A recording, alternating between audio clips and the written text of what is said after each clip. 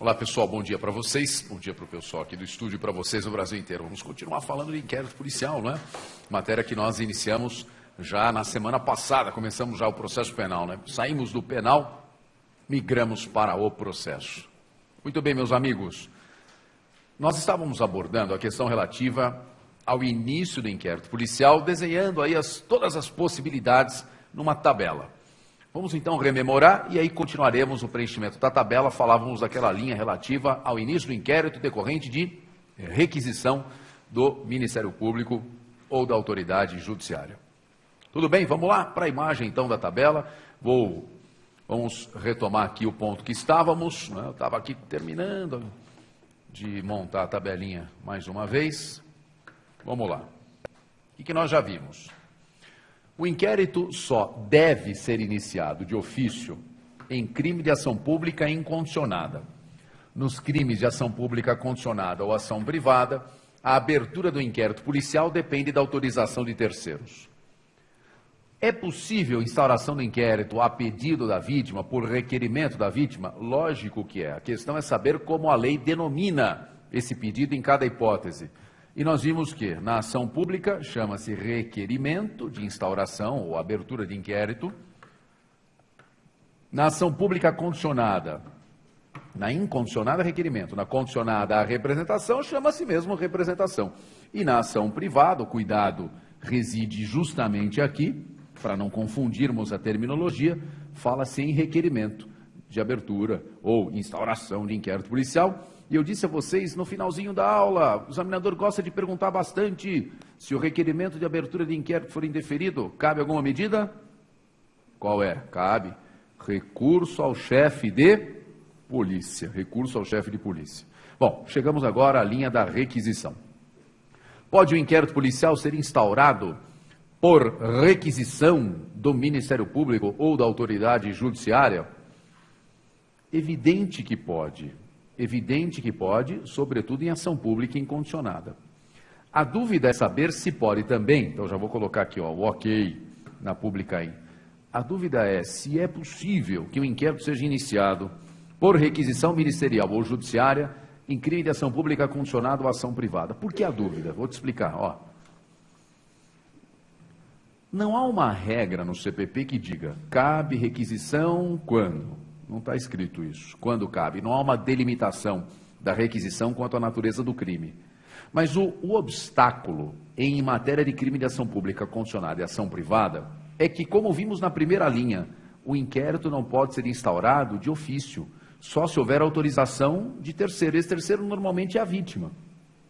Então a dúvida é, como poderia, por exemplo, o Ministério Público expedir uma requisição para o delegado abrir inquérito policial em crime de ação pública condicionada, se naquele caso, de acordo com o CPP, o inquérito só pode ser iniciado quando a vítima autoriza?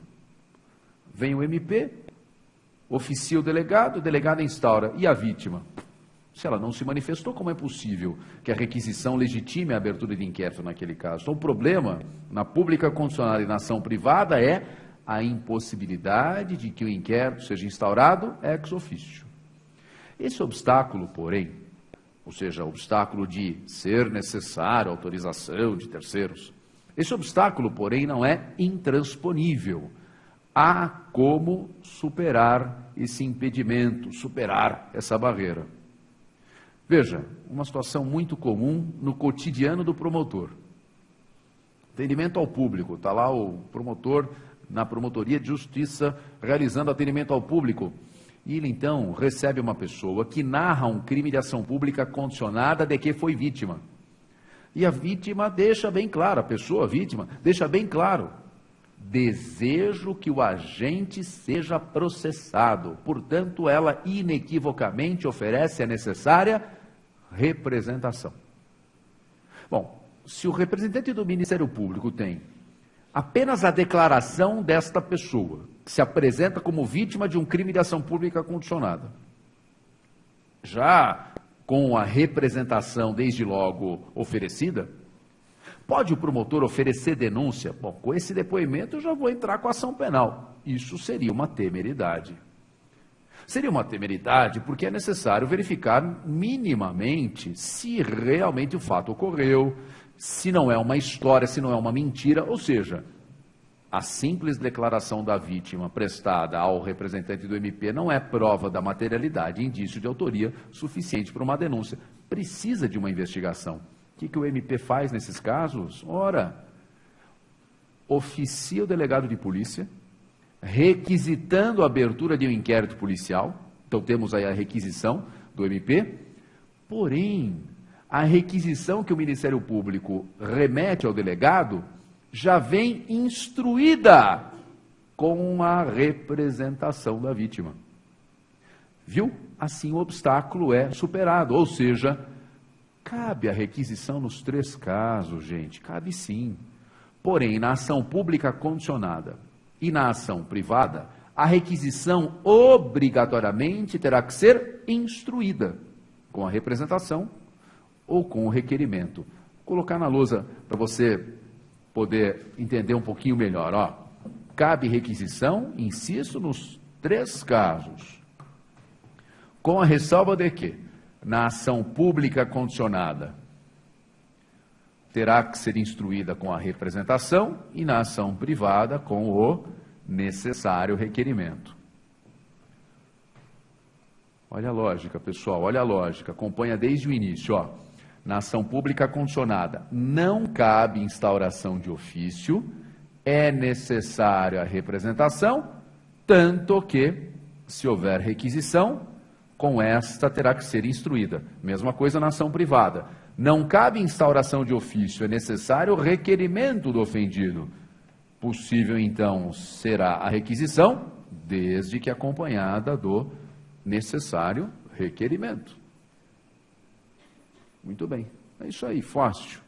Agora, a pergunta que por vezes gera um pouquinho mais de desconforto ao candidato na prova, dependendo do concurso que ele estiver prestando, refere-se à natureza jurídica desta requisição. Quando o juiz ou o promotor expedem uma requisição ao delegado para instaurar inquérito policial, qual a natureza jurídica desta requisição? A pergunta, muitas vezes, reside em saber se a requisição é ou não é uma ordem. Sendo ordem, tem que ser acatada, tem que ser cumprida, ou será que é um requerimento sobre o qual o delegado faz uma análise, podendo deferi-lo ou indeferi-lo? Qual a natureza jurídica dessa requisição? Pessoal, vamos lá, vamos enfrentar esse tema. Eu vou abrir outra tela, depois nós voltamos para essa aqui, tá bom?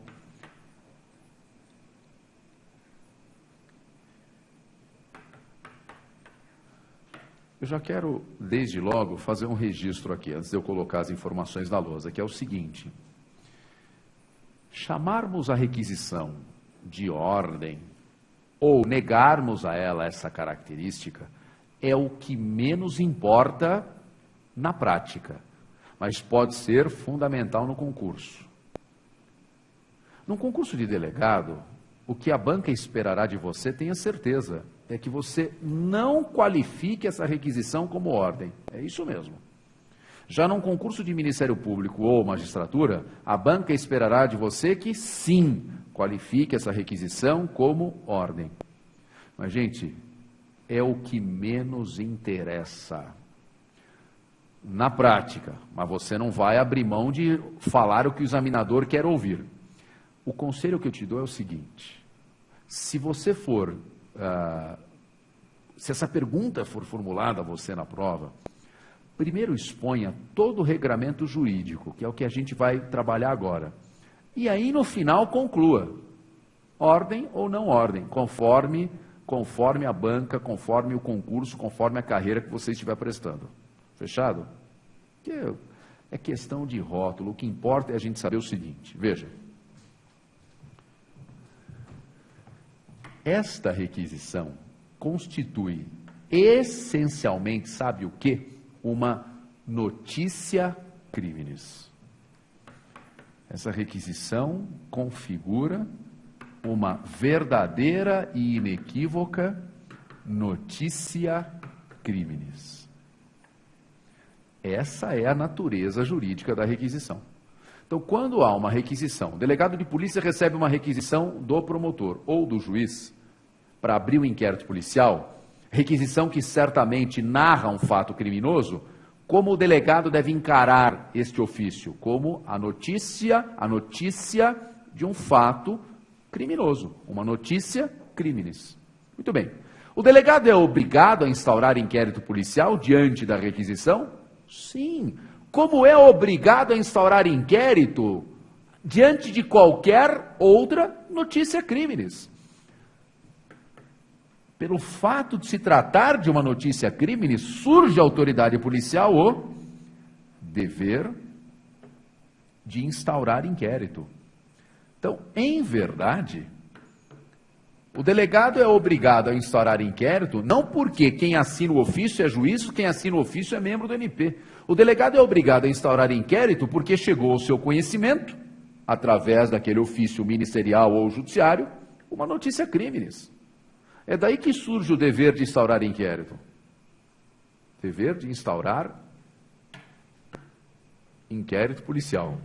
Dever de instaurar IP. Lembrando que na ação pública condicionada e na ação privada, essa notícia crime terá que ser instruída com a representação ou com requerimento, isso a gente viu na tabela, não é mesmo? Notem, poderia a autoridade policial, recebendo o ofício do MP ou do judiciário, deixar de instaurar inquérito policial? Como regra não, porque descumpre um dever que o CPP impõe.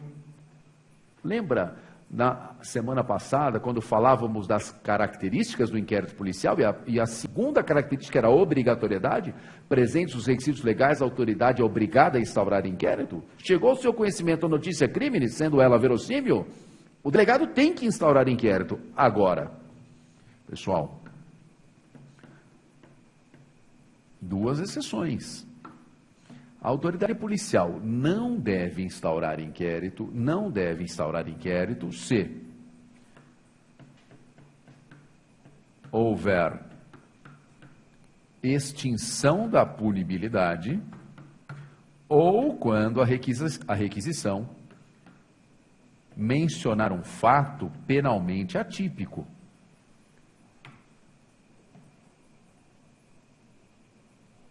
Então, quando que não instaura? Quando houver extinção da punibilidade ou fato atípico.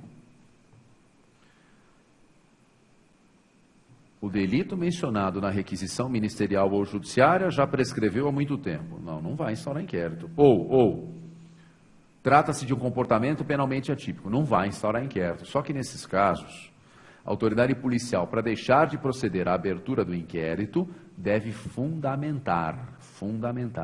Deve fazê-lo de maneira fundamentada. Obviamente, né? Convenhamos, se porventura o inquérito fosse instaurado nesses casos, haveria um evidente constrangimento ilegal.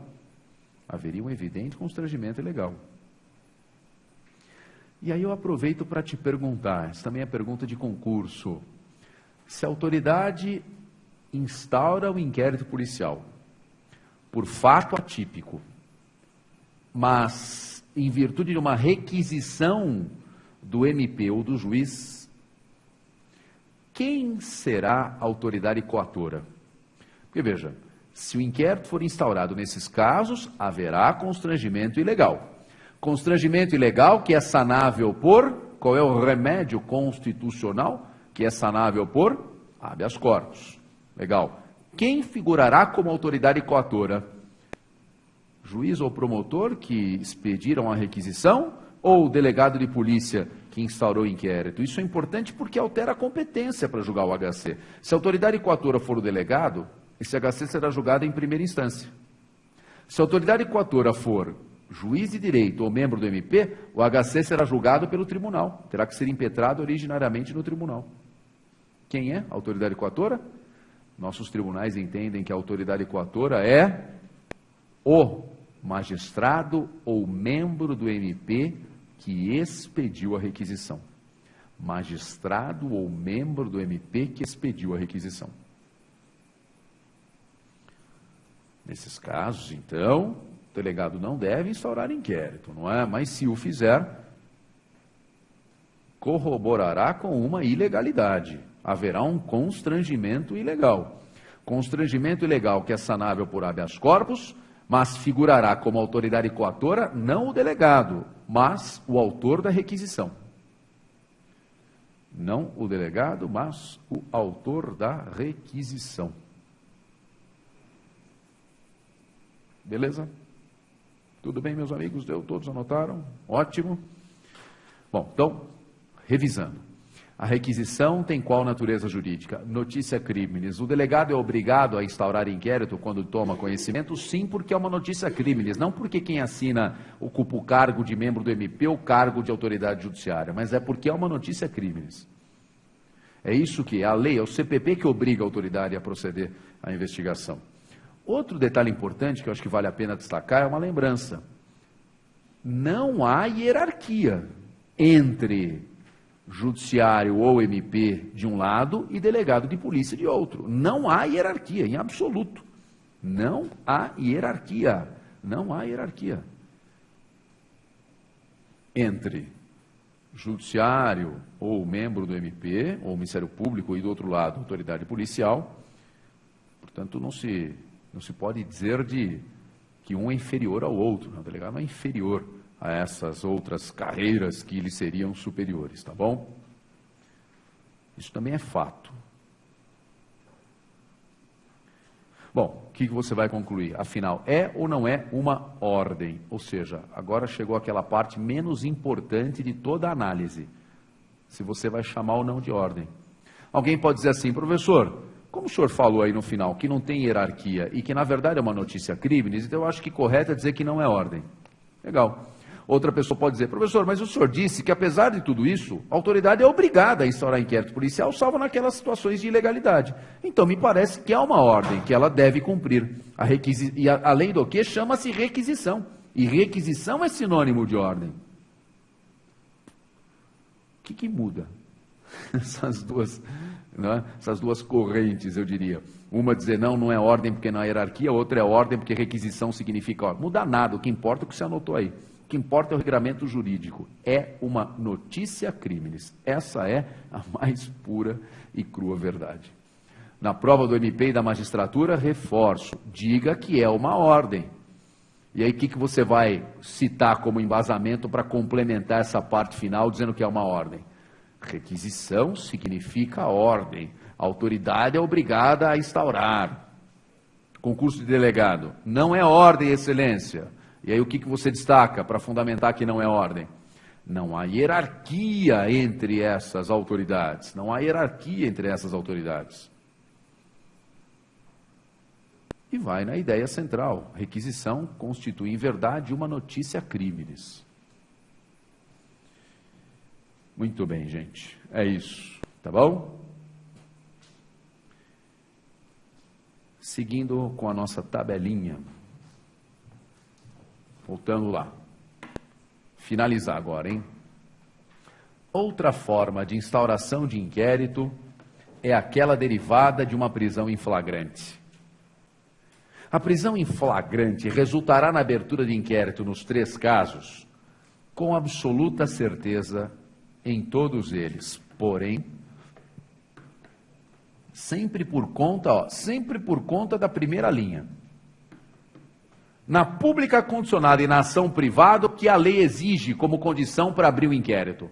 A representação da vítima, o requerimento do ofendido na ação privada. Então, adivinha, havendo flagrante em crime de ação pública condicionada ou ação privada, deverá haver a ratificação do flagrante pela vítima.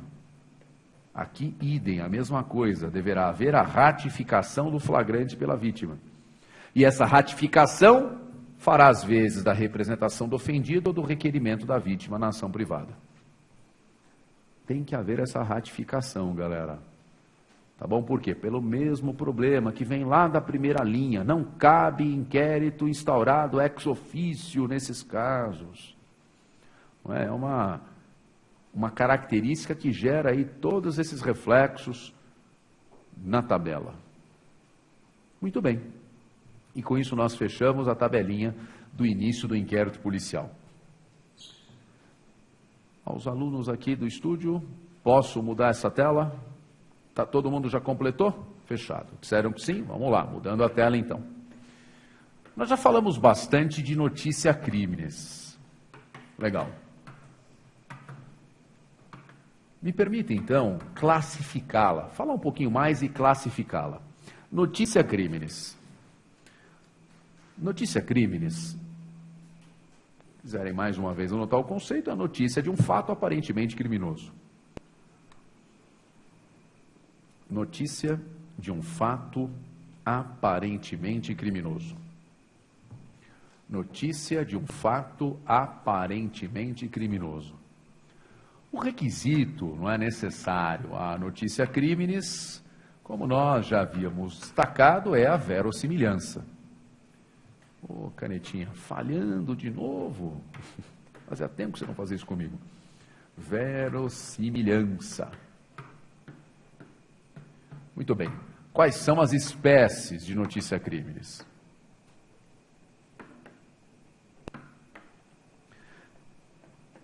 Há, primeiramente, a chamada notícia crimes espontânea.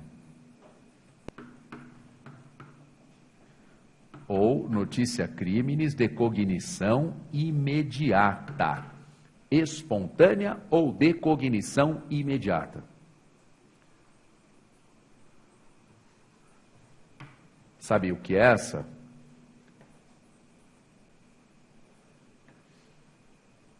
Ocorre quando a notícia do fato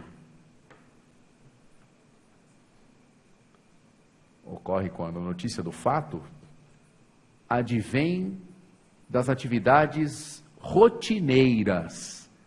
Quando a notícia do fato advém de atividades rotineiras da autoridade policial. Atividades rotineiras, de rotina, do delegado de polícia. Suas funções normais, suas atribuições normais. Quais são os exemplos de hipóteses em que o conhecimento do fato se dá através de atividades de rotina do delegado, do seu dia a dia? A doutrina cita informações que chegam através da imprensa, informações que chegam através dos subordinados. Por exemplo, o investigador ou escrivão de polícia comunica à autoridade policial que o fato ocorreu. Se o delegado está tendo aí um problema sério lá na praça, diz que começaram a vender droga ali, precisamos tomar uma atitude e tal. Então, quando chega através da imprensa, informação trazida por seus subordinados, e ainda, quando chega através de uma delação feita por pessoa do povo.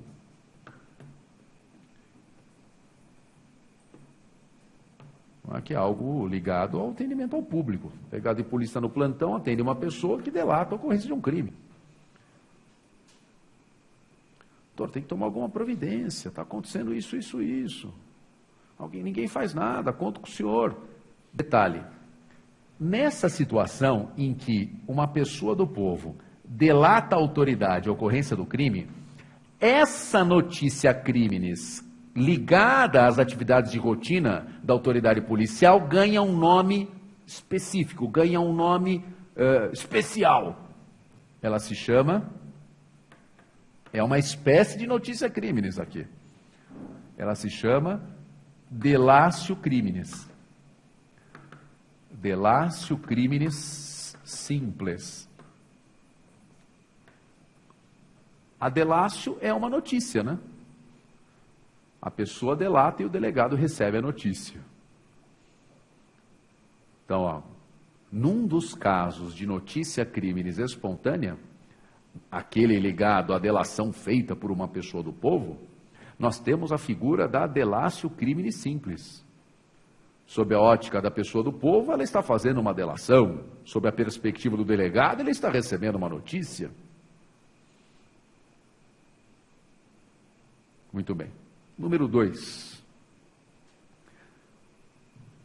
Notícia criminis provocada. Número 2, notícia criminis provocada ou de cognição mediata.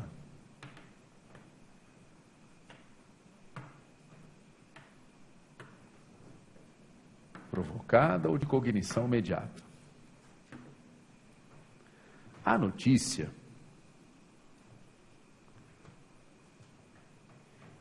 chega ao conhecimento da autoridade.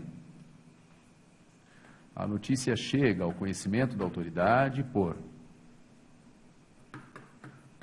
requisição MP/juiz. A gente não falou agora há pouco que a requisição era uma notícia criminis? Olha aí, ela se insere nessa modalidade. Chega por requisição do MP/juiz ou por requerimento ou representação do ofendido, ou por requerimento ou representação do ofendido.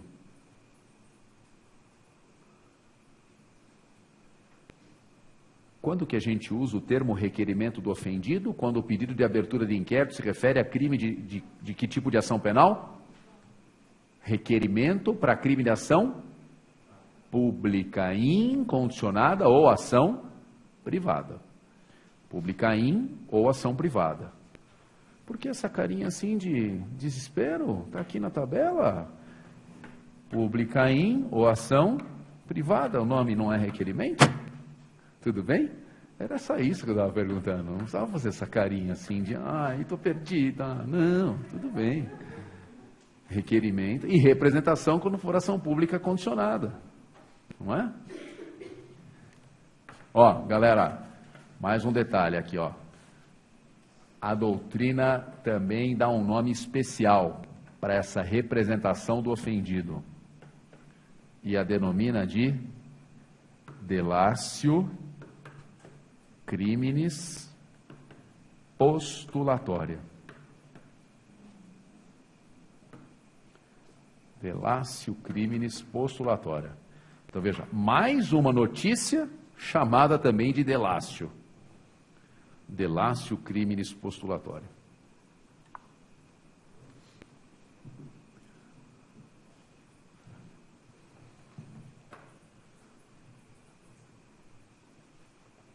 E, por fim, nós temos a notícia criminis de cognição coercitiva.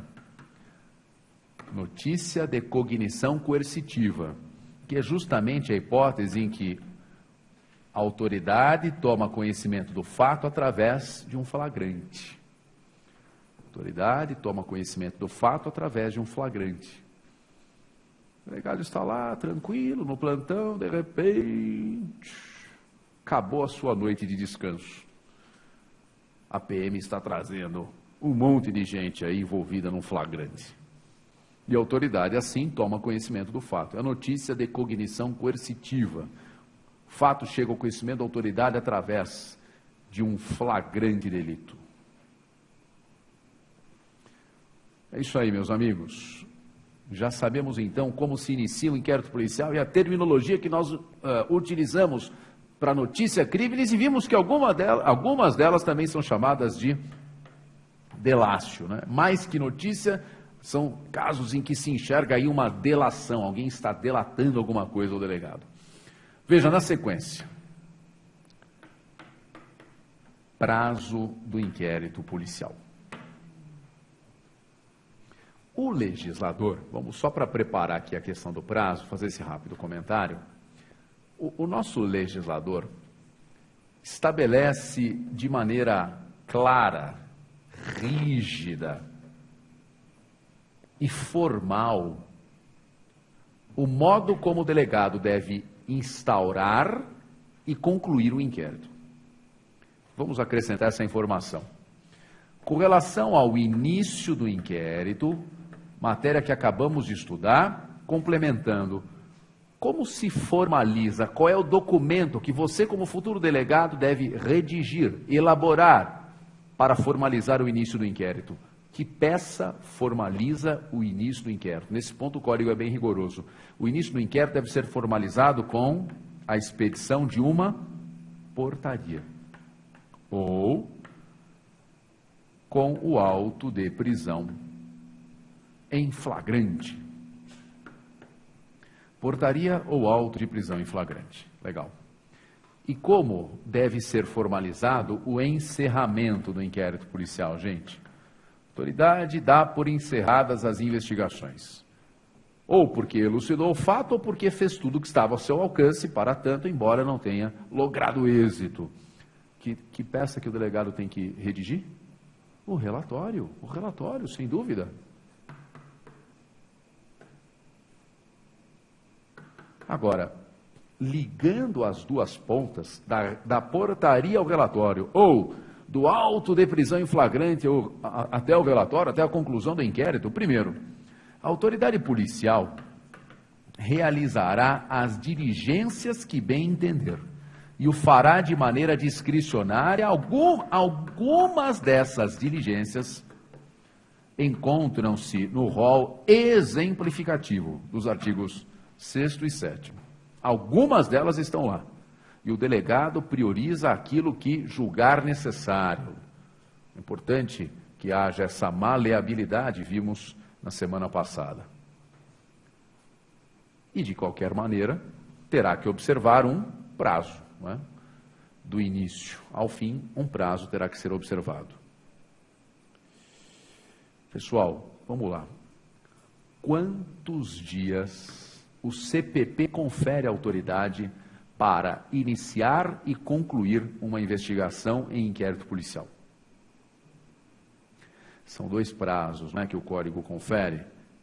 Quando o indiciado está preso, prazo mais exíguo, caso contrário, um prazo mais dilatado. Lembram-se exatamente esses prazos? São de 10 e 30 dias. Então, vamos lá, consignando aqui na lousa. 10 e 30 dias. Eis o prazo para concluir o inquérito policial. 10 ou 30 dias. 10 dias indiciado, preso. 30 dias quando não houver indiciado preso.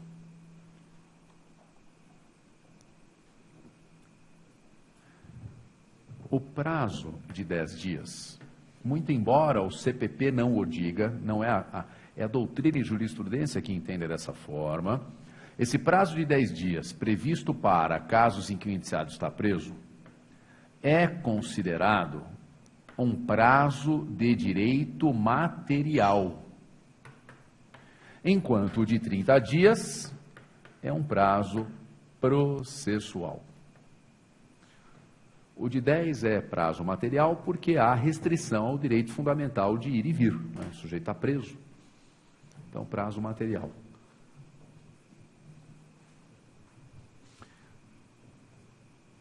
Desculpa ter que falar isso, né? Mas é o dever de ofício. O que significa qualificar um como material e outro como prazo processual? Que diferença há na forma de contar cada um desses prazos?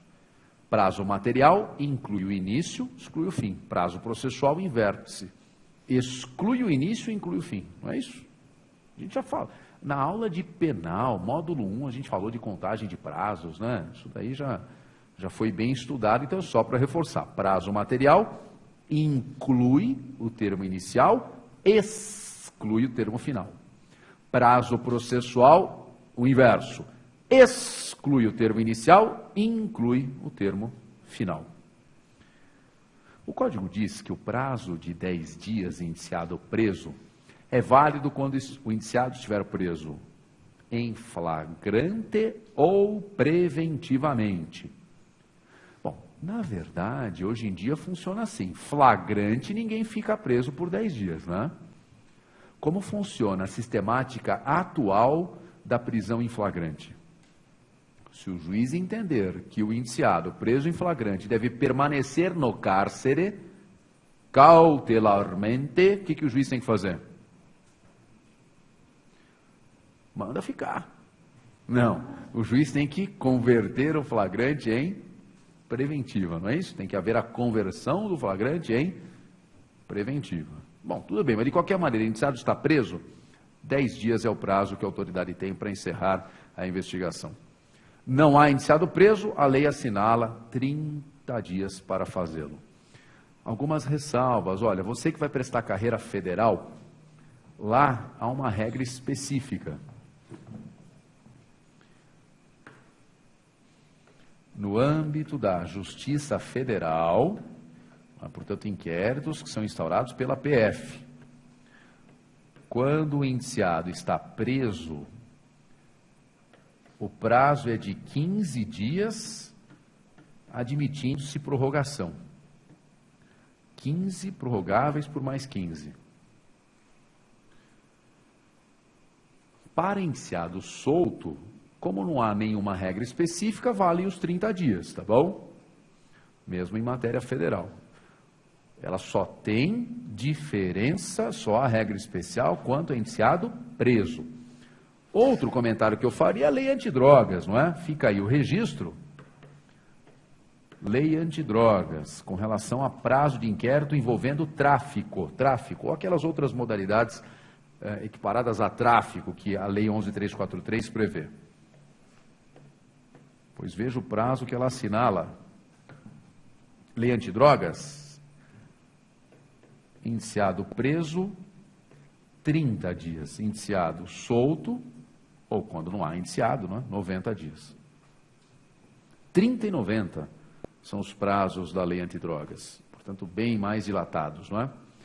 CPP 10/30, Justiça Federal 15 mais 15 no preso, no solto 30. Lei antidrogas, tráfico 30 e 90, 30 e 90. Galera, uma das questões que a gente não pode deixar de abordar, a propósito do estudo do prazo, é a da prorrogação ou dilação de prazo. Se a autoridade, porventura, não encerrar a investigação nesses prazos aqui assinalados, é possível obter dilação, prorrogação, ou o inquérito terá que ser obrigatoriamente encerrado? Se o delegado não consegue elucidar um crime em 10, 30, 90 dias, enfim, em algum desses prazos que aqui foram consignados, é obrigado a encerrar ou caberia a figura da prorrogação, também chamada dilação de prazo? Cabe ou não? Cabe, gente, não há dúvida que sim. Cabe dilação. Cabe dilação. Mas quem deve examinar essa dilação é a autoridade judiciária, hein? O magistrado, óbvio, ouvirá o MP, mas é a autoridade judiciária.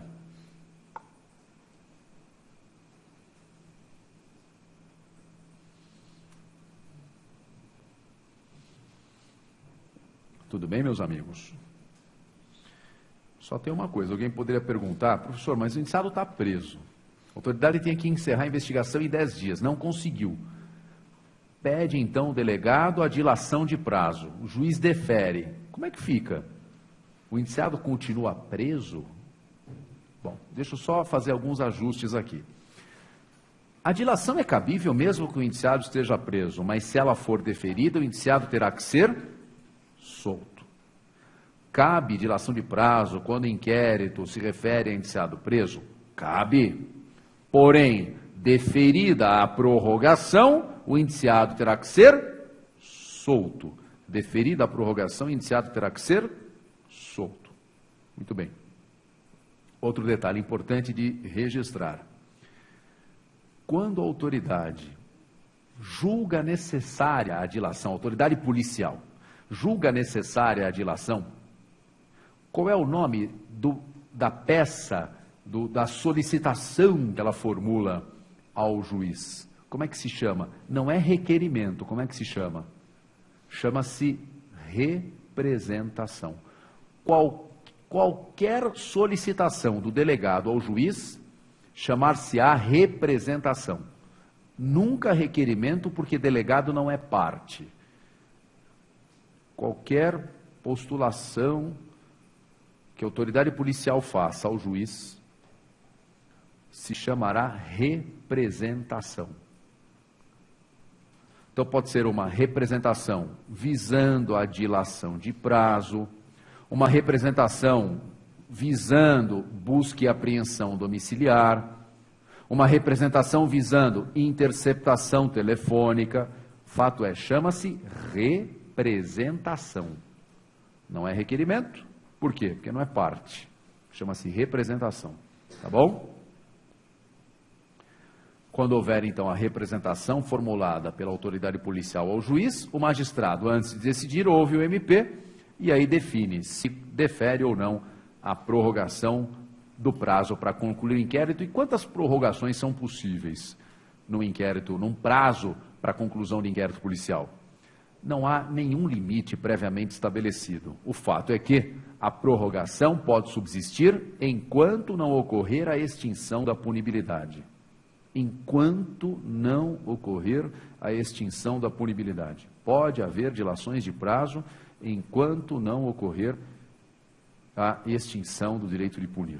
Não extinto o direito de punir, torna-se possível a figura da dilação, da prorrogação de prazo.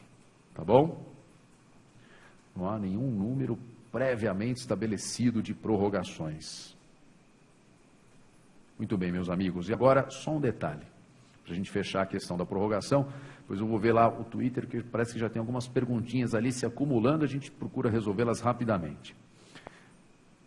Eu dizia a vocês que o CPP, ao estipular o prazo de 10 dias, é muito claro ao dizer, aquele prazo de 10 dias refere-se à situação em que o indiciado está preso, em flagrante ou preventivamente. Ok.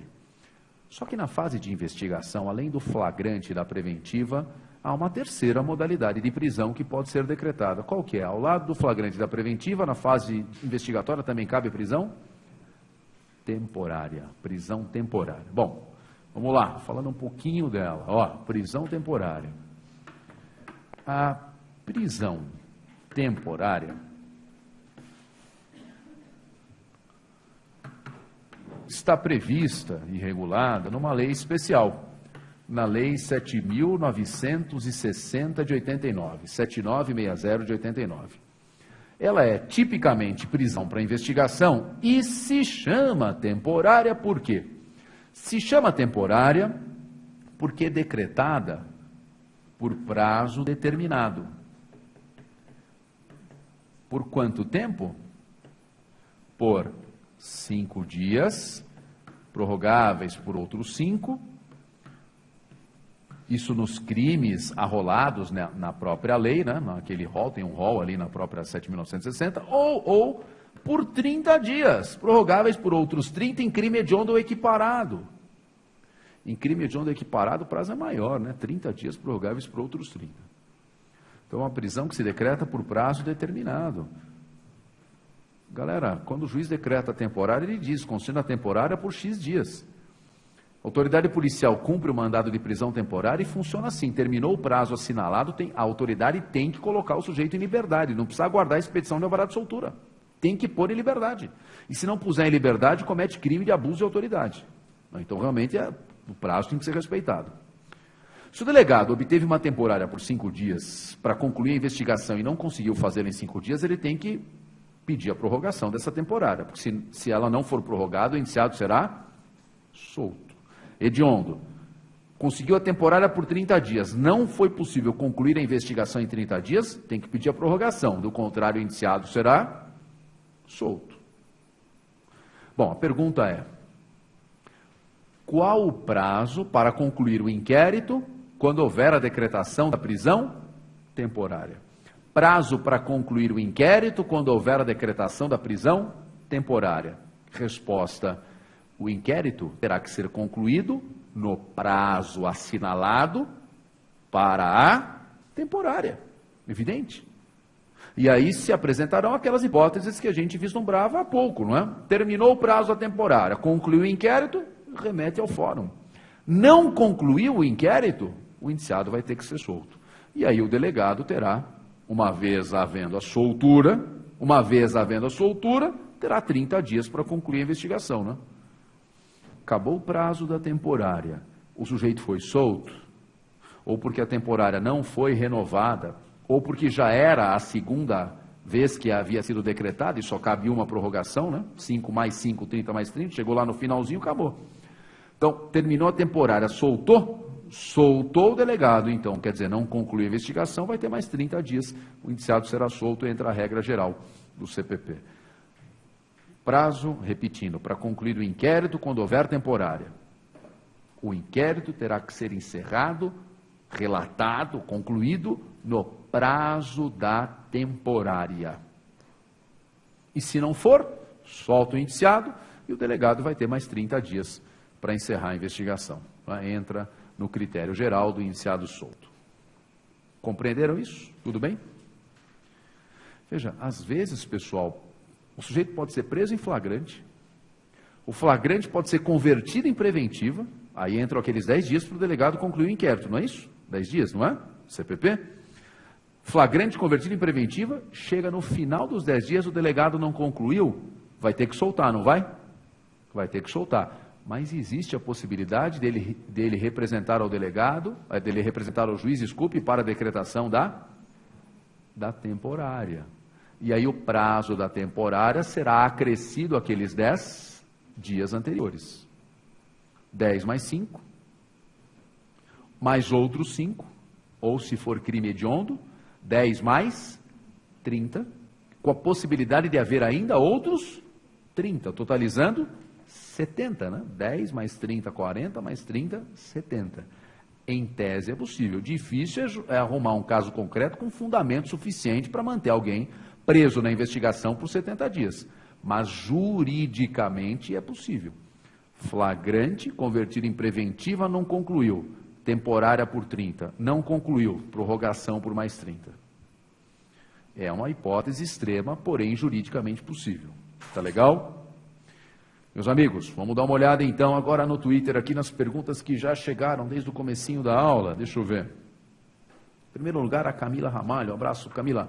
Professor, me desculpe, não tenho o que desculpar, ela quer que repita Quem julga o HC contra a requisição de inquérito por membro do MP ou juiz? É o tribunal. A autoridade coatora vai ser o magistrado ou membro do MP, e aí vai ser o tribunal que irá julgar. Não é? Se for promotor de justiça, juiz de direito, TJ. Se for procurador da República ou juiz federal, TRF. Tá bom, Camila? Gustavo pergunta assim: o TC, termo circunstanciado, de um crime de ação penal pública condicionada, tal como a ameaça, serve como representação? Gustavo, a gente vai estudar o conceito de representação, tá bom? Eu diria para você, se bem entendi sua pergunta, serve, mas calma, a gente vai estudar. Os demais não se preocupem com a indagação do Gustavo, no sentido de, se não entenderam muito bem o que ele está perguntando, fiquem calmos. O que ele quer saber basicamente é o seguinte: o que na essência configura a tal da representação da vítima? O fato dela ir até a delegacia de polícia, por exemplo, e comunicar o fato, tem valor de representação? Isso é o que nós vamos ver oportunamente. O Alessio pergunta: bom dia, professor, dúvida. O prazo da prisão temporária deve ser somado ao prazo da investigação? Acho que talvez tenha respondido essa pergunta agora nesse último comentário. A Renata pergunta: no caso da temporária, é prorrogável também por quantas vezes precisar ou só por uma? Pergunta respondida, ela já tuitou logo em seguida. Legal. Mas, ou seja, para reforçar, a Renata observou aqui que nós acabamos já respondendo, temporária só admite uma prorrogação. 5 mais 5, ponto. 30 mais 30, ponto. Legal? É isso, gente. Vamos lá.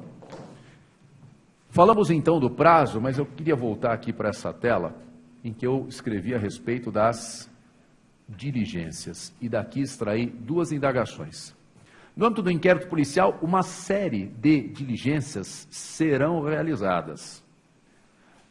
E a primeira indagação é: qual será o valor probatório dessas diligências em juízo? E a segunda: havendo alguma nulidade, contamina a ação penal? Vamos lá? Primeiro, valor probatório em juízo.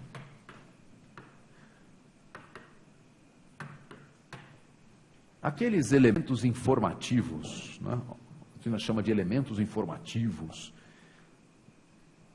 aqueles elementos informativos que foram colhidos na fase de inquérito, têm valor como prova em juízo? Um depoimento colhido na fase de investigação tem valor como prova em juízo?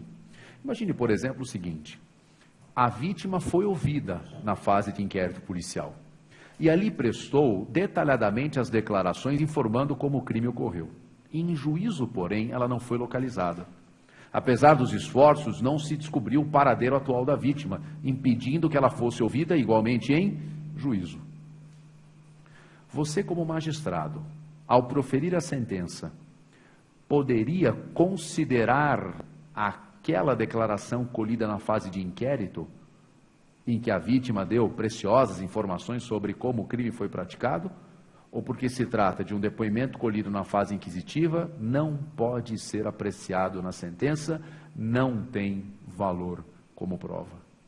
Afinal, esses elementos informativos colhidos em sede de inquérito têm ou não têm valor probatório em juízo? A resposta hoje está na lei. Por muito tempo a jurisprudência é que enfrentava esse assunto. Hoje o legislador disciplina expressamente a matéria. A resposta, pessoal, está no artigo 155 do Código de Processo Penal, 155 do CPP. E a resposta é a seguinte: o valor dos elementos informativos colhidos na fase de inquérito é relativo. Esse valor é relativo, ou seja, o que isto quer dizer? Esse valor é relativo, ou seja, os elementos de informação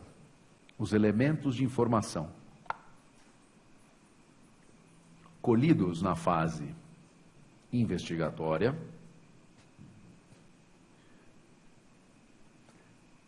podem ser apreciados na sentença, sim, podem ser apreciados na sentença, vírgula, desde que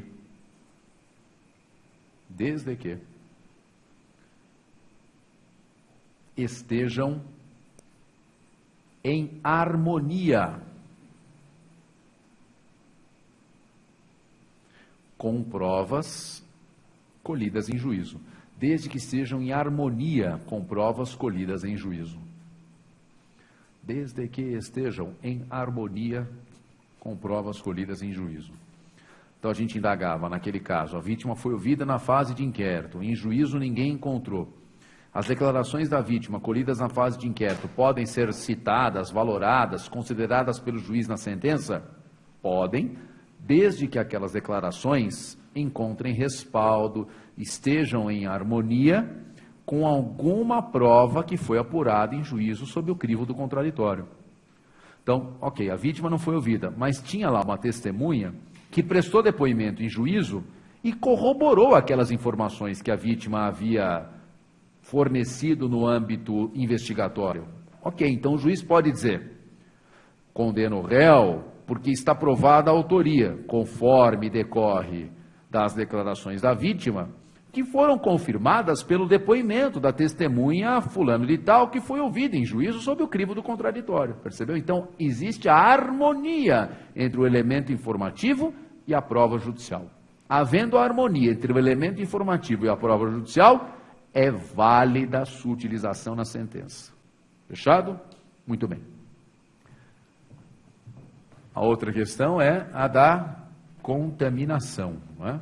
Contaminação. É a pergunta para saber se eventual irregularidade verificada no IP contamina a ação penal? Contamina a ação penal?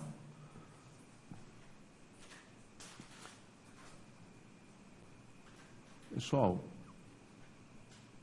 veja, uma das regras aplicáveis, inclusive no âmbito do inquérito, para a oitiva de testemunha, é a chamada incomunicabilidade da testemunha. O que significa? Antes de se colher o depoimento, as testemunhas devem ser separadas umas das outras, mantendo-se-as incomunicáveis, a fim de não permitir que elas troquem informações. Ah, e aí, você prestou depoimento? Prestei. Sabe o que eles me perguntaram? Eles me perguntaram isso. Ah, e o que você falou? Ah, eu falei, a minha resposta foi essa e aquela. Vamos falar igualzinho? Para isso que existe a incomunicabilidade, impedir esse tipo de troca de informação. Muito bem. Suponha que, na fase de inquérito, uma das testemunhas tenha tomado conhecimento, ao conversar com outra, das perguntas e respostas que forneceu. De maneira que, com relação a esta, deu-se a quebra da incomunicabilidade. Seu depoimento não tem validade nenhuma, porque a regra da incomunicabilidade não foi observada. Tudo bem. Mesmo assim, o MP ofereceu denúncia. Em juízo, olha só, em juízo, aquela pessoa, na maior naturalidade, ela não sabia, ela fez de boa fé. Pois é, doutor, quando a gente estava na delegacia, o fulano de tal, que já prestou depoimento hoje, eu encontrei com ele na saída do depoimento, enquanto eu estava na salinha esperando o delegado me chamar, e ele me contou tudo, viu? Tudo o que o delegado perguntou e o que ele respondeu. E eu até tomei o cuidado para falar tudo igualzinho. Pessoa mó boa fé, achando que está tudo certo fazer aquilo. Muito bem. Ficou provado em juízo que aquele depoimento foi colhido na fase de investigação sem observância da incomunicabilidade. Detectada a irregularidade, a ação penal se torna nula? Há contaminação? Não, pessoal, não. Eventual irregularidade verificada no IP não contamina a ação penal. Não ocorre a contaminação. Não ocorre a contaminação. Há uma exceção de acordo com a jurisprudência do Supremo, hein? Uma exceção que merece registro. A exceção é a daquela em que no inquérito nós encontramos uma prova ilícita. Prova ilícita. Se no inquérito foi produzida uma prova ilícita, aí, pessoal, tem a contaminação, por quê? A contaminação se dá por força da chamada prova ilícita por derivação, ou teoria da árvore dos frutos envenenados. Prova ilícita por derivação ou teoria da árvore dos frutos envenenados. Se no âmbito do inquérito há uma prova ilícita e a partir dela outros elementos foram obtidos, inclusive em juízo, aí ocorre a contaminação. Tudo bem? Estudaram já a prova ilícita? Prova ilícita? Estudaram, né? E aí vocês lembrem-se aí, por gentileza, daquilo que foi exposto, né, com relação ao tema da prova ilícita pelo professor Nutti. Tá bom, meus amigos? E agora, voltando aqui ao inquérito policial, só para a gente ir para aquela imagem e dar a sequência. O delegado instaura a portaria ou o auto de prisão em flagrante, lavrou o auto de prisão em flagrante. A partir desse momento, terá 10 ou 30 dias para encerrar o inquérito, oferecendo o relatório. Nesse meio tempo, efetuará todas as diligências possíveis e que estejam ao seu alcance para elucidar o fato. Quando a autoridade policial se convencer sobre quem foi o autor do crime, às vezes isso já no auto de prisão em flagrante ocorre. Ou pode ser que ela se convença sobre quem praticou o crime no inquérito policial em que a pessoa está solta no curso da investigação. Mas quando a autoridade estiver convencida sobre quem cometeu o crime, realizará um ato que lhe é absolutamente privativo. O chamado indiciamento. Pessoal, normalmente o indiciamento é o penúltimo ato que o delegado realiza no inquérito. Ele indicia e em seguida relata. Indicia, relata, fórum. Indiciou, relatou, fórum. Sabe o que se entende por indiciamento? Indiciamento é o ato privativo da autoridade policial é o ato privativo da autoridade policial, vírgula, no qual reconhece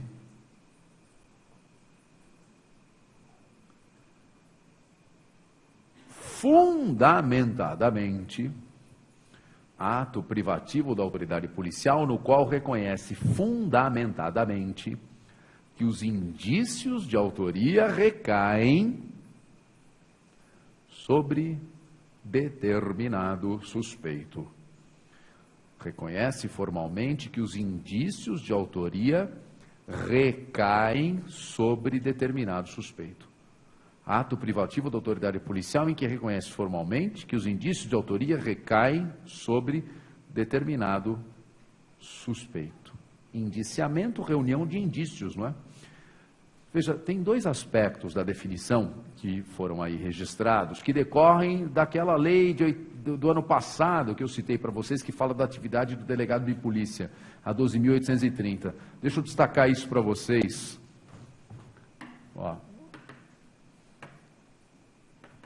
Lei 12.830 de 2013. Dela, quais foram os dois aspectos destacados e embutidos no conceito? Primeiro, indiciamento é ato privativo. Ato privativo da autoridade policial. Segundo, ato necessariamente fundamentado.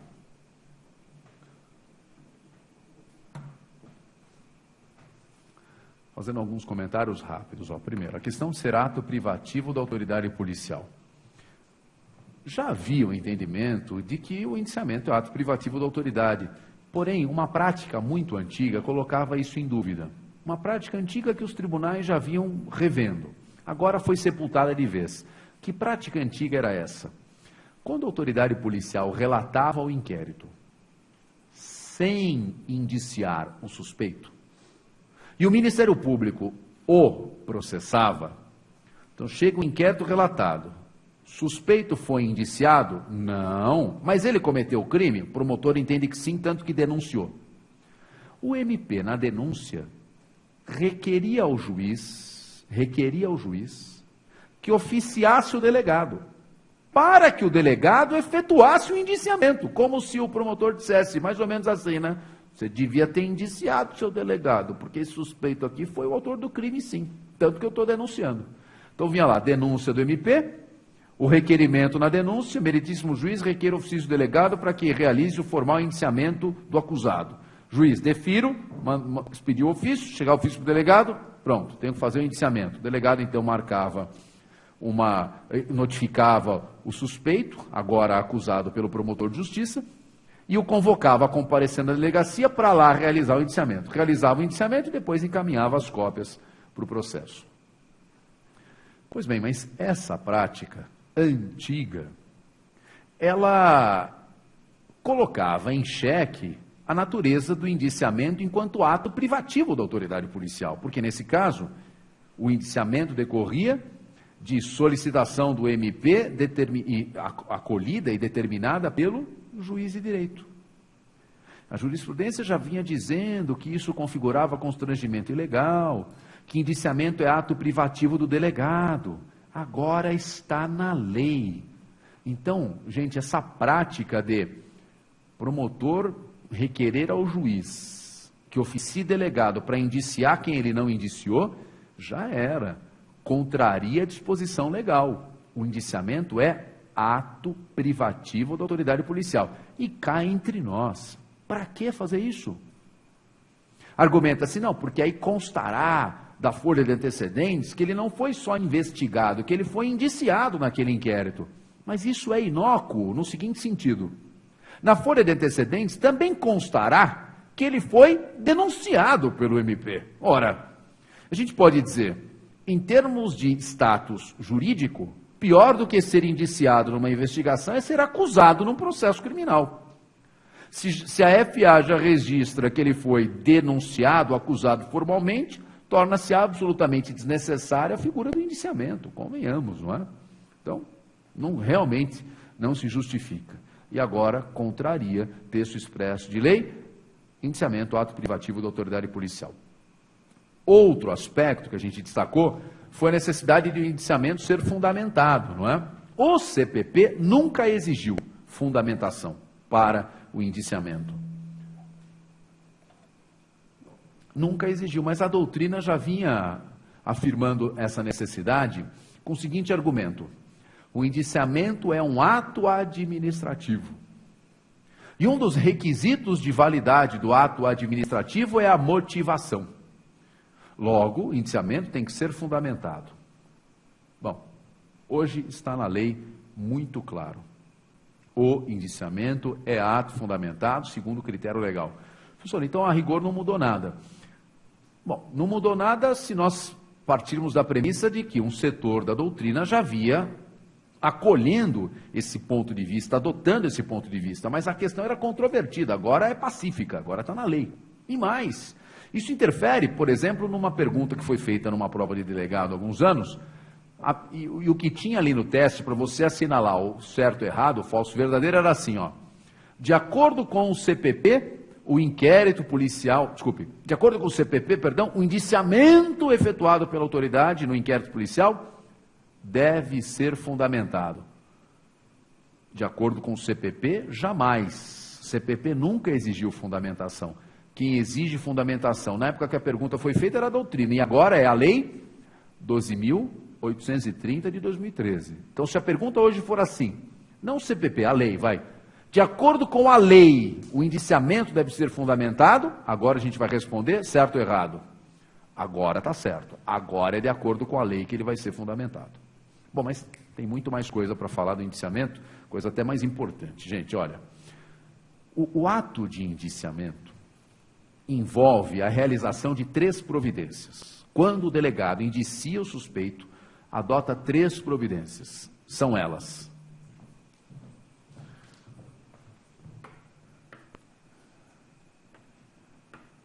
a identificação,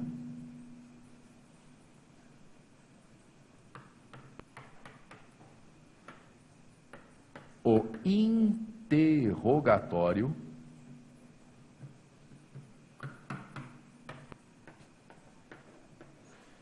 e o pregressamento. Vamos lá. Identificação, interrogatório, pregressamento. Importantíssima, não é a identificação, para saber exatamente quem é a pessoa a quem o crime está sendo atribuído. Fundamental a identificação.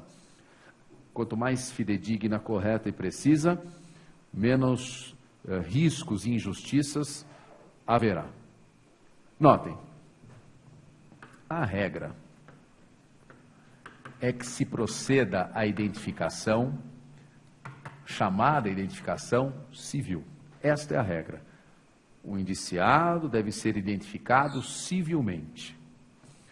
Esta regra, já mencionada de passagem na aula anterior, deriva da Constituição, artigo 5º, inciso 58. E ela difere daquilo que antes da Carta de 88 se adotava como critério, viu? Porque esse artigo 5º, inciso 58, provocou a revogação de uma súmula do Supremo Tribunal Federal que dizia justamente o contrário.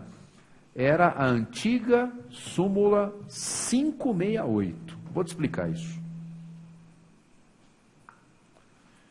Vamos lá, vamos tratar com cuidado essa matéria da identificação. A súmula 568, anterior à Carta de 88, dizia, olha o que ela dizia: a identificação criminal do civilmente identificado não configura constrangimento ilegal. Ou seja, na sua época, na época da súmula, ainda que o indiciado tivesse a identificação civil, a autoridade podia tranquilamente efetuar sua identificação criminal, e daí não adivinha qualquer tipo de ilegalidade.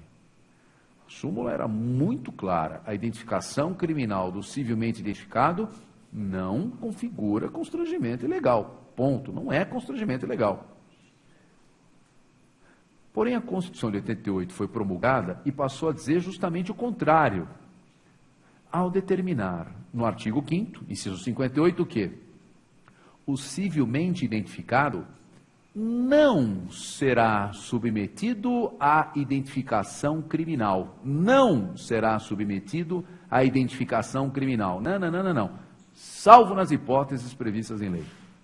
Então, qual é o cenário atual? É esse que você deve ter anotado aí. Vamos ver a imagem? O cenário atual é regra. Como que se realiza a identificação? Vamos lá, para a tela. Aí, show, valeu. Olha só, regra, identificação civil, artigo 5º, 58. O civilmente identificado não será submetido à identificação criminal, salvo nas hipóteses previstas em lei.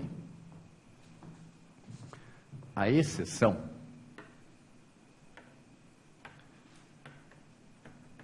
encontra-se atualmente na Lei 12.037 de 2009, 12.037 de 2009. Essa é a lei que regula a identificação criminal. E ela traz as exceções. Ela diz quando que o detentor de identificação civil pode ser submetido à identificação criminal. Pessoal, eu vou apagar aqui essas letras B e C, tá bom? Só para ter mais espaço, depois a gente fala delas. De qualquer maneira, quais são as formas de identificação criminal? A identificação civil é aquela que nós temos com os nossos documentos, não é? Documentos de identidade, RG, CNH, carteiras profissionais, né? O pessoal que tem a carteira da OAB, isso é a identificação civil. Agora, o que é a identificação criminal? A identificação criminal, esta que pode ser efetuada excepcionalmente, ela pode se dar através da identificação fotográfica, ou ainda por intermédio da chamada identificação dactiloscópica, colheita de impressões digitais, né? Fotográfica, dactiloscópica, e olha só que coisa moderna. Também pode ocorrer, mas nesse caso com autorização judicial, através do perfil genético. Identificação criminal através do perfil genético. O sujeito foi identificado através do seu DNA. Então nós temos aí, no bojo da 12.037, toda a disciplina da identificação criminal, seja através de fotografia, colheita de impressões digitais ou de material genético para obtenção do DNA do agente. Quais são as exceções, só para ilustrar, em que a Lei 12.037 autoriza a identificação criminal, mesmo que o sujeito apresente o seu documento de identidade? Portanto, mesmo que ele tenha e exiba a sua identificação civil. Veja, algumas exceções são até óbvias, né? Primeiro, quando o documento de identidade revelar-se ou aparecer adulterado, ou com sinais de adulteração. Documento com sinais de adulteração, mas não tem condição, né? O delegado vai ficar, então, só acreditando naquilo que visivelmente se revela ilegítimo, espúrio, adulterado? Não dá, né? Outra exceção, parte da mesma linha, indiciado que figura nos cadastros policiais com nomes diferentes ou qualificações distintas. Você põe lá o RG que ele falou e aparece no computador da polícia.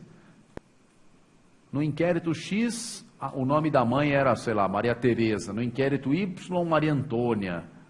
No outro inquérito, ele se apresentou como José Antônio. No outro, como João Alberto. É tudo vinculado àquele RG. Então, espera um pouquinho. Se o sujeito está dando para cada investigação uma qualificação diferente, o delegado terá que adotar a cautela de realizar a identificação criminal, mesmo tendo sido apresentado aquele documento de identificação civil. Às vezes o documento, outro caso, né? Documento deteriorado, papel deteriorado, documento deteriorado, né? Ou às vezes o documento não permite identificar a pessoa. Documento que não permite identificar a pessoa. Você imagina, o delegado de polícia tem que indiciar, olha que coisa, um idoso de 80 e poucos anos de idade. O senhor tem RG? Tenho. Ele mostra um RG, tinha 12 na foto. Você vai identificar? Não vai identificar, né? Não vai identificar. Mas doutor, não está vendo? Olha meus olhos aí e tal. Não, difícil, né? Não tem gente de idade que tem, guarda o documento? Você já viu isso daí? Minha vovó, lindinha, falecida, ela guardava o mesmo documento. Ela tinha 15 anos no documento. Minha vovó faleceu com 93. 15 anos no documento. Né? A gente até percebia, né? Não, vó, eu sei que é você, mas né, podia tirar um RG novo. Bom, enfim, acontece, né? Tem pessoas que gostam de guardar aquele documento, né? Antiguinho. Pior é que o documento dela estava em perfeito estado de conservação. Isso que é... Né? Como eram cuidadosas, né? As pessoas antigamente que eram mais cuidadosas que hoje em dia. Bom, meus amigos, essas as questões sobre identificação. Deixa eu ir para a letra B. Letra B, interrogatório. Veja, o que é oportuno recordar em matéria de interrogatório é o disposto no artigo 5º, inciso 63, que assegura expressamente o direito ao silêncio, mas que, na verdade, somado ao artigo 5º, inciso 55, configura ou resulta no mais do que o direito ao silêncio, no privilégio contra a autoincriminação. Mais que o direito ao silêncio, o privilégio contra a autoincriminação. Nemo tenetur si detegere. Ninguém é obrigado a produzir prova contra si mesmo. Nemo tenetur si detegere. Ninguém é obrigado a produzir prova contra si mesmo. Mais do que ter assegurado o direito de permanecer em silêncio, o indiciado tem o direito de não ser obrigado, compelido a produzir prova contra si mesmo. Ele não pode, portanto, ser interrogado com auxílio do chamado polígrafo. Já ouviram falar no polígrafo? Aquela maquininha lá, o detector de mentira? É uma medida absolutamente inconstitucional porque viola o nemo tenetur si detegere. Ninguém pode ser obrigado a produzir prova contra si mesmo.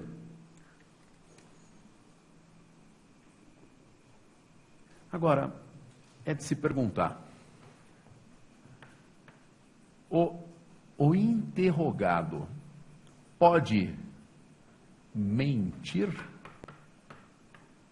Uma coisa é resguardar a ele o direito de permanecer em silêncio. Ok, isso ninguém questiona. Outra coisa é saber, abrindo mão do direito ao silêncio, optando por falar, por dar sua versão, teria ele o direito de mentir no seguinte sentido: falseando a verdade, sua conduta será criminosa ou não? No ordenamento jurídico brasileiro, não há crime que se possa atribuir ao interrogado que mente, dando uma versão para se defender. Não há no nosso direito aquele crime que a gente verifica em outros países que se chama perjúrio, né? Perjúrio. Como é que funciona em outros sistemas? Em muitos, aliás, mundo afora. O indiciado tem o direito ao silêncio, mas se abrir mão, fica obrigado a dizer a verdade, se não comete o tal do crime de perjúrio. Não há crime de perjúrio no Brasil. Não há crime de perjúrio no Brasil. O indiciado pode falsear a verdade sobre os fatos, no intuito de se defender. O indiciado pode falsear a verdade sobre os fatos no intuito de se defender. Lógico, existem alguns crimes que ele pode praticar, mas notem que nesses casos a questão não envolve a própria defesa, né? O direito de defesa. A mentira será criminosa? Então, mentir é possível? Sim, sim. Que exceção nós podemos apontar? Ou seja, um cenário em que a mentira terá natureza criminosa. Artigo 341. Nesse caso, a mentira terá natureza criminosa. Sabe qual é o tipo penal? Autoacusação falsa. Aí, claramente, o agente não está agindo em sua defesa. Pelo contrário, o crime, repito, é de autoacusação falsa. Nesse caso, o comportamento é criminoso. Autoacusação falsa. Agora eu queria te perguntar, super importante para a prova. Gente, e se a mentira diz respeito à própria identidade do sujeito? Não é que ele está mentindo sobre os fatos, ele está mentindo sobre quem ele é. Ele está falseando sua identidade.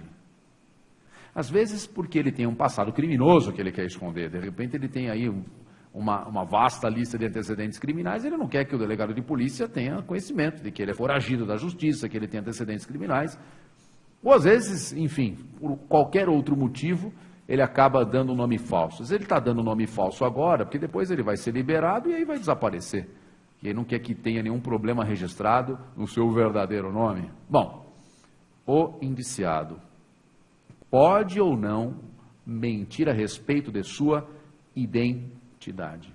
A resposta é negativa, não pode. A mentira, nesse caso, também será criminosa. Sim, também será criminosa.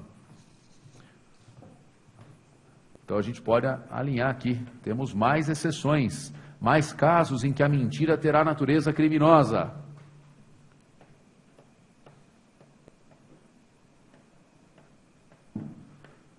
As exceções possíveis são: primeiro, 307 e 308 do Código Penal. Para refrescar a memória, sabe o que é o 307 e 308? É o crime de falsa identidade. Falsa identidade. Crime de falsa identidade.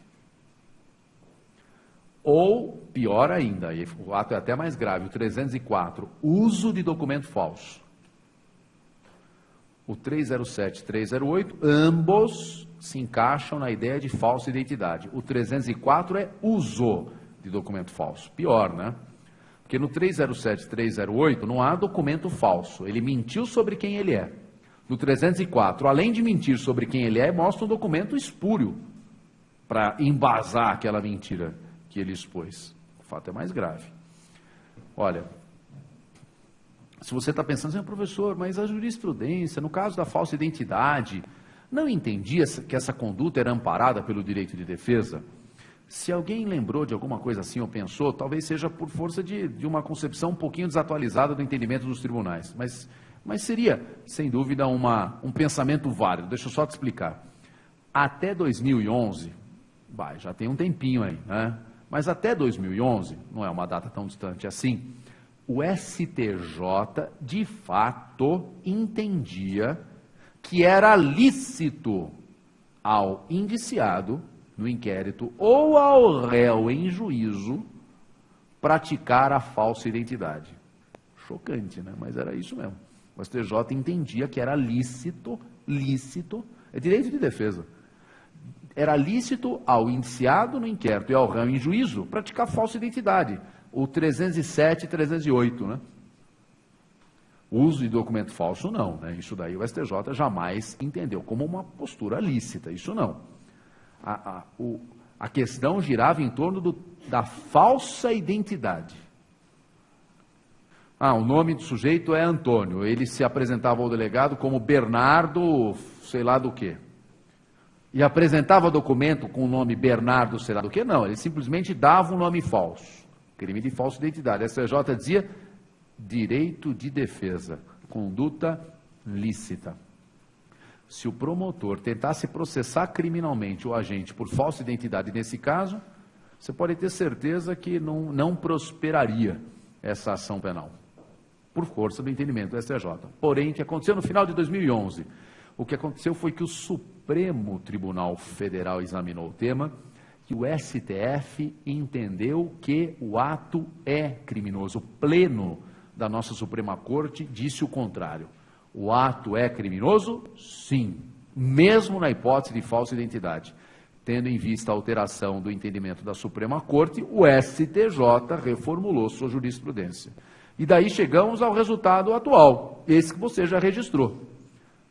Quais são as situações em que a mentira do indiciado tem caráter criminoso? Não está amparada pelo direito ao silêncio ou pelo direito de defesa?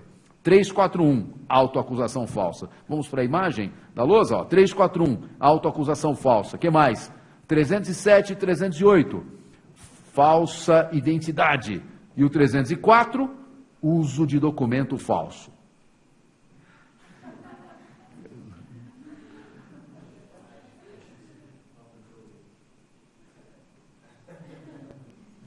Acho que eu tirei da tomada aqui. Apareceu? Apareceu. Eu só sumi da tela. Agora eu voltei? Beleza. Podia jogar a tela, né? Para as unidades, ficaria mais fácil. 341, 307, 308 e 304. Beleza. Ó. 341, 307, 308 e 304. Então, nesses casos, o ato é criminoso. E deixa eu tirar a mão daqui para não quebrar o equipamento, senão vai dar um belo de um prejuízo. Meus amigos, vamos lá. Prosseguindo então com a matéria. Já vimos a identificação, já vimos o interrogatório e agora vai ser mais fácil. 5 segundinhos para ele, o pregressamento. Sabe o que é pregressamento? Anotem, por favor, anotem, por gentileza. Colheita de dados da vida pregressa. Colheita de dados da vida pregressa. O delegado de polícia, ele já tem até um formulário padrão, né? Tudo padronizado, preenchidinho. Com as perguntas, ele só vai inserindo as respostas, né?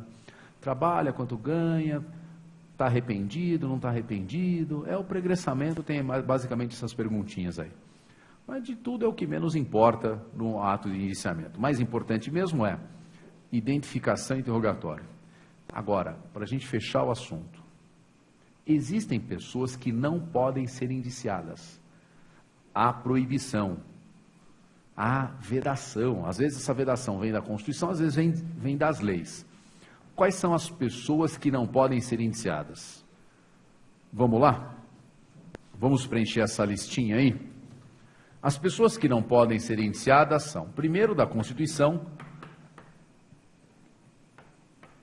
Presidente da República. Presidente da República. Isso aí, por conta da imunidade que a Constituição confere a ele ou ela. Presidente da República, não pode ser indiciado. Quem mais? Os detentores de imunidade diplomática. Detentores de imunidade diplomática. Pessoal, lembra da aula de penal? Qual a consequência da imunidade diplomática? E daí advém o fato de que a pessoa não pode ser indiciada. Aquele que possui imunidade diplomática não fica sujeito à lei penal brasileira. A lei brasileira, a lei penal brasileira não se aplica a esse indivíduo. É óbvio que o delegado não pode indiciá-lo. Não quer dizer que ele ficará impune. O agente que detendo imunidade diplomática cometer um delito ficará sujeito a quê? A lei do seu país. Não é? Sabe quem mais não pode ser indiciado? Os menores de 18 anos. Menores de 18 anos. Nesse caso, a vedação deriva do ECA, do Estatuto da Criança e do Adolescente. Menor de 18 anos não pode ser indiciado. Fechando a lista, magistrados e membros do MP, por força das respectivas leis orgânicas, magistrados e membros do MP.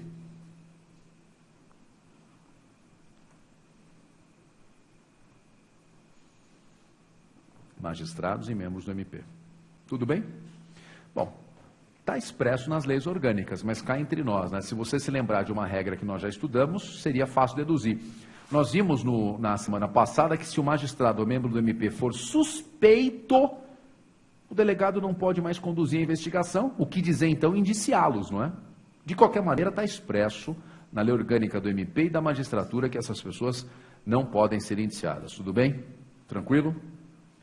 Último comentário sobre indiciamento, último comentário, bem rápido, ó.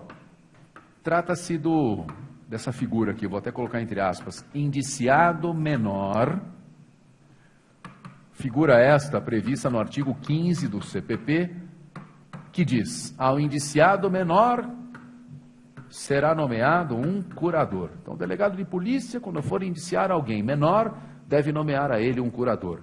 Pessoal, regra em vigor ou revogada? Essa regra está revogada. Revogada por que lei?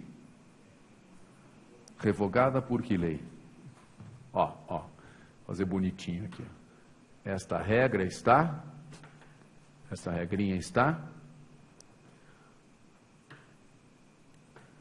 viu que bonito? Ficou uma porcaria. Revogada pelo Código Civil. Revogada pelo Código Civil. Revogada pelo CC. Que bagunça que eu fiz, né? Com um lixo. Muito bem.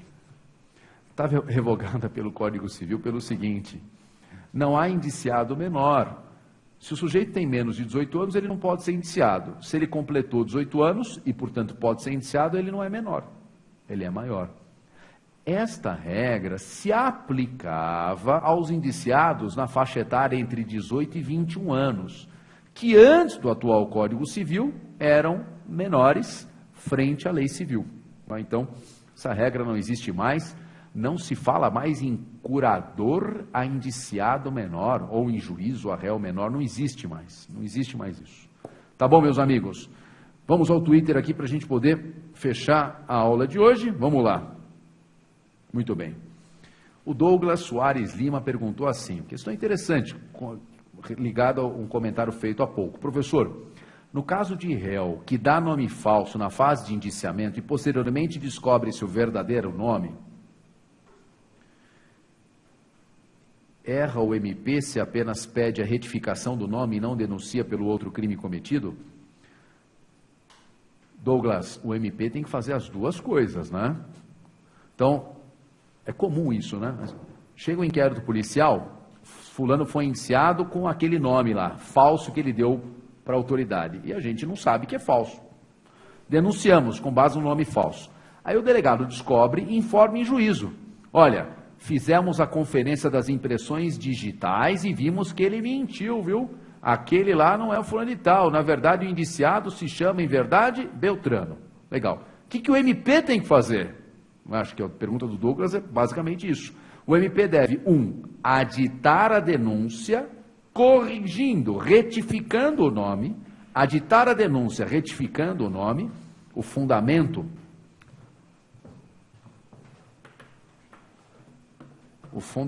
que permite corrigir, retificar o nome, é o artigo 259 do CPP. Aliás, gente, esse nome pode ser corrigido, retificado, até na fase de execução penal, desde que não haja dúvida sobre quem cometeu o crime, né? Até na fase de execução da pena pode corrigir o nome. Então, o MP adita a denúncia com base no 259, retificando a qualificação do acusado. E além disso, oferece a denúncia por um daqueles crimes que foram citados, conforme a hipótese. Quais são os crimes ali, que a gente mencionou oportunamente, né? Lembra? O uso de documento falso, 304, ou a falsa identidade, que pode ser o 307 ou o 308. Tá legal? Aí vem a dúvida. O MP faz um aditamento para incluir esses crimes ou uma nova denúncia? Aditamento ou nova denúncia? Em regra, aditamento. Mas se o processo estiver em fase adiantada, melhor optar por nova denúncia. Por que motivo? Melhor optar por nova denúncia para não atrasar a conclusão do processo, que já está eventualmente em fase adiantada. Quer dizer, já está na fase de sentença. Então, não vai fazer aditamento, não é? Faz uma nova denúncia, não tem problema, e muito embora haja conexão, pode haver perfeitamente a separação de processos e assim que se procederá. Tá bom? Então, a princípio, o MP adita para incluir. Não sendo possível ou não sendo conveniente, porque o processo já está adiantado, o MP, então, efetua a nova denúncia. Tá bom, meus amigos? E o outro colega aqui pelo Twitter, AAF, perguntou, e os membros da Defensoria? É o Augusto, ele se identificou aqui. Augusto de Ponta Grossa. Augusto, eu acho que eu entendi, com relação às pessoas que não podem ser indiciadas, será que é isso que você indagou?